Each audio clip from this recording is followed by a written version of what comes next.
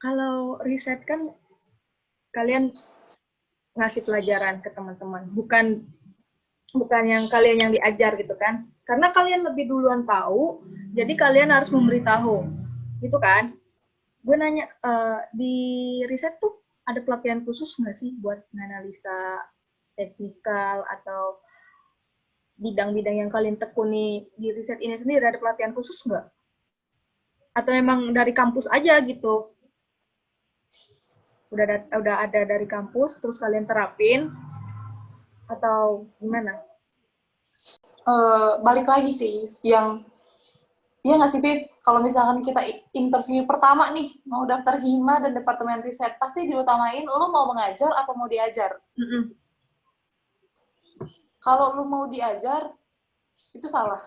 Ada yang bilang gini, Kak, saya percaya sama kemampuan yang saya punya, tapi nanti kan setelah saya masuk, kita bisa belajar bareng. Enggak.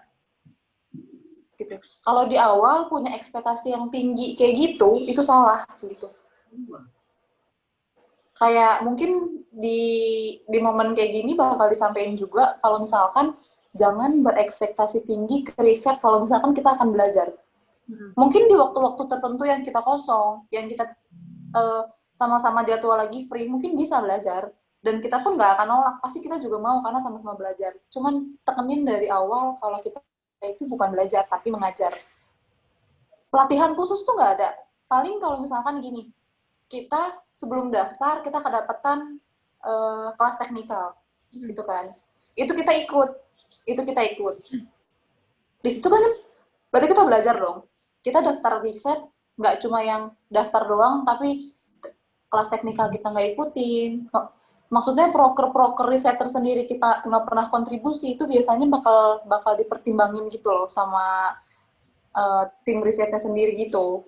Jadi emang yang masuk riset pun yang kayak yang sering kontribusi di broker riset, technical ikut. Jadi nggak awam-awam banget gitu loh. Tapi kalau secara khusus banget nih ya, kalau udah masuk riset ada pelatihan di setiap tanggal segini, di jadwal gini tuh nggak ada. Oke.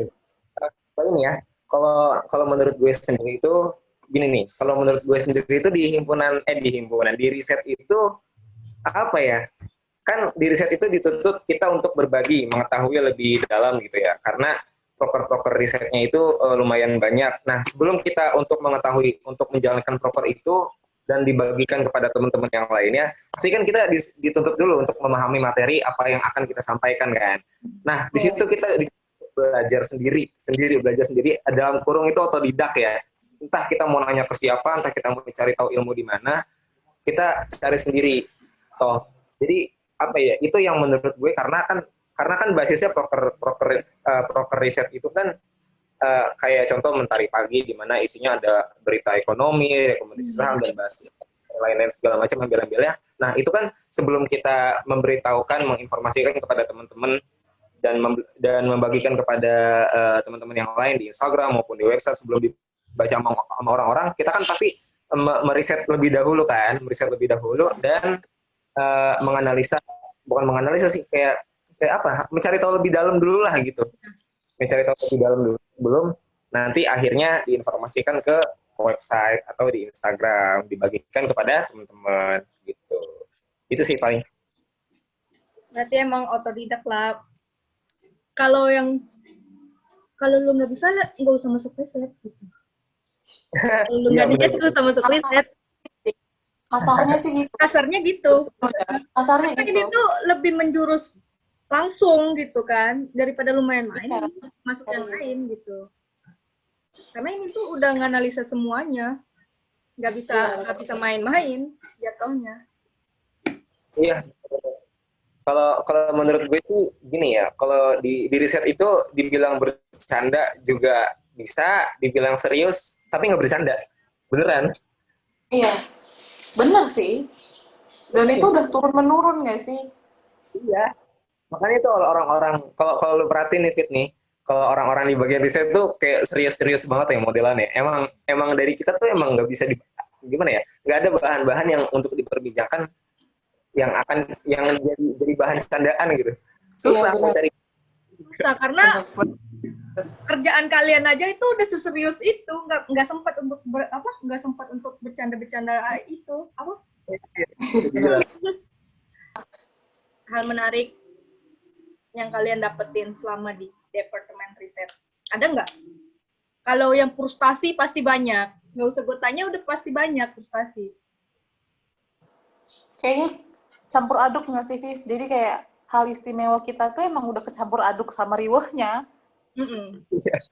Iya nggak Bener. sih? Iya. Di riset itu riweh ya, riweh. Iya. Terus gimana ya, untuk setiap malam tuh harus buka laptop gitu ya. Pasti Iya, lah. bener. Karena harus meriset, menganalisa Iya. untuk ke depan. Iya. Besok. Jadi kalau riweh itu disebut istimewanya riset karena emang udah mendarah daging, riweh tuh istimewa banget. Kalau nggak riweh tuh nggak afdol. Kalau nggak riweh bukan riset. Kalau nggak riweh nggak asik. Yang menjadi favorit. Yang menjadi favorit di riset tentunya adalah ATTC. Kenapa? Itu dari yang sabar paling bawah sampai sekarang udah di emosi tengah nih, belum sampai emosi atas. Belum Jadi ngebum. iya, belum ngebum. Yang paling menarik ya ATTC. Kenapa di ATTC? Bisa dijelaskan? Karena siapa tahu kan ada yang belum tahu nih ATTC itu apa, bisa dijelaskan kan? Proker sendiri ATTC kan lomba trading virtual yang diadain setiap tahun dari Departemen Riset sendiri kan. Istilahnya broker terbesar riset lah gitu kan, itu di ATTC. Kayak kenapa ATTC yang paling menarik tuh, mungkin sebelumnya jadi panitia ATTC juga menariknya adalah ya udah kerja bareng gitu kan. Dan kerjanya tuh yang benar-benar dari cari sponsor susah dari nol sampai yang berhasil banget gitu kan. Tapi corona terus sampai kena ATTC sekarang jadi bagian emang yang kita pegang, maksudnya angkatan yang kita pegang gitu kan. Jadi kayak mikirnya kalau ukurnya riset berhasil enggaknya ya di ATTC, ya nggak sih, Viv? Kayak terlihat berhasilnya riset itu di ATTC gitu mikirnya kalau aku, karena suatu program besar juga kan, sama ke pengalaman ke area di bawahnya sih, maksudnya apalagi sekarang corona, pengalamannya mungkin kurang buat mereka nanti ke depannya. Itu sih yang bikin kecewa dan sedih juga sih sebetulnya. Kesian ke mereka juga kan. Karena juga mereka nggak tahu apa-apa. Iya. Di ATTC itu kan lombanya nasional ya, ibaratnya nasional. Setiap kampus boleh daftar, semahasiswa Indonesia boleh daftar gitu kan. Jadi cakupannya luas, jadi persiapannya juga harus benar-benar matang, harus benar-benar lama juga. Misalkan lombanya di bulan Februari, nah kita udah persiapan dari bulan Oktober, November, Desember, selama 2 bulan yang lalu tuh persiapannya. Jadi menurut gue itu kan sekarang udah masih WFH ya, work from home ya. Jadi kita nggak bisa datang ke kampus secara full team. Lalu kita merembukin apa nih yang kira-kira bakal kita bahas, yang akan kita kejar. Nanti yang daftar di kampus ini, yang kerja sama perusahaan ini, platform ini, cari sponsor ini gitu kan. Jadi kita nggak bisa bagi-bagi tuh. Jadi sekarang banyak aja. Jadi gimana ya, menurut gue tuh experience buat adik-adik kelasnya itu kurang, bener dibilang kita sih. Kadang miskom juga ada. Iya benar. Kadang miskom. Komunikasinya lagi kurang baik nggak sih? Jadi karena kita WFH, kerja dari rumah gitu, bukan kerja, kayak diskusi dari rumah gitu. Jadi menuntut kita untuk harus sering-sering ngelihat notifikasi WhatsApp ya, sama grup di WhatsApp itu sampai harus di-pin gitu loh, biar nggak ketinggalan itu. Udah ada perubahan prioritas ya, Say. Iya, Say. Sekarang prioritas grup. Betul. Sekarang tuh prioritas kita grup. Ini sama tugas kelas gitu ya, harus di-pin itu tuh, grup penting. Betul. Jadi untuk acuan juga untuk adik-adik kelas, jadi nggak ketinggalan buat info-info, apalagi kan di departemen kan harus ini banget update. Iya. Cuma pesan satu sih, semoga ada yang di bawah kita nanti jauh lebih semangat daripada kita, karena cobaan buat mereka nanti akan lebih besar daripada kita karena mereka kurang pengalaman gitu. Tuh, dengerin di notif buat adik-adik tingkat di notif. Lebih semangat lagi untuk paper tema riset karena itu membuat kalian frustasi. Ya, satu pertanyaan terakhir sebelum closing, harapan kedepannya dari kalian untuk diri sendiri, untuk riset, untuk hima tentunya. Apa nih rencana ya? Rencana ke depan. Mau nikah Rencana. mau apa kayak? Ladies first sih, ladies first. Ya, kalau kedepannya buat Hima sih, yang penting satu komunikasi. Di riset juga komunikasi. Kuncinya sih komunikasi sih. Kayak Ya. selama ini sebelum corona tuh kita selalu cari masalah-masalah ABC gitu sampai Z bahkan gitu. Tapi setelah corona, organisasi dijalani secara online dan sebagainya yang nggak bisa tatap muka, cuma bisa via online, baru kerasa ternyata emang suatu organisasi itu kuncinya ya satu, komunikasi. Apapun itu masalah muncul pasti karena kayak miskom, kurang komunikasi, itu pasti asal mulanya dari komunikasi. Enggak, bukan hanya di organisasi, komunikasi itu nggak hanya di hubungan juga. Di hubungan juga, di pertemanan juga, benar. Betul. Komunikasi. Gitu. Komunikasi itu memang penting banget. Berarti harapannya kalau rencana. Kalau rencana pribadi lo Git, apa Git ke depannya nih Git? Ada planning. Rencana pribadi. Planning kayak di depan mata tuh sekarang adalah pasar modal sendiri nggak sih, kayak mungkin nanti setelah apa ya, setelah meninggalkan kampus pengorganisasian ini, mungkin lebih nengenin diri ke skill pasar modalnya kali ya, buat CV Pak, karena udah magang kan, dan mungkin jarak kita berhenti organisasi ketemu ke magang pun range-nya kan sedikit gitu kan. Terus sekarang mikir nih, ini udah semester segini, yang mau diisi di CV apa nih gitu kan. Kayak aduh, dibilang insecure enggak, tapi apa yang dipunya juga belum ada.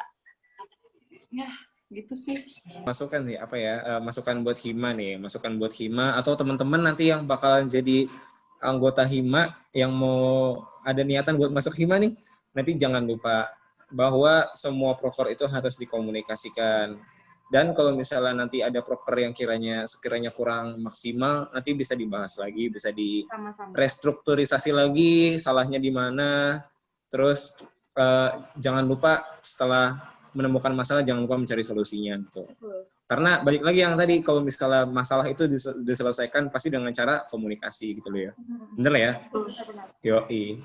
Jadi that's right.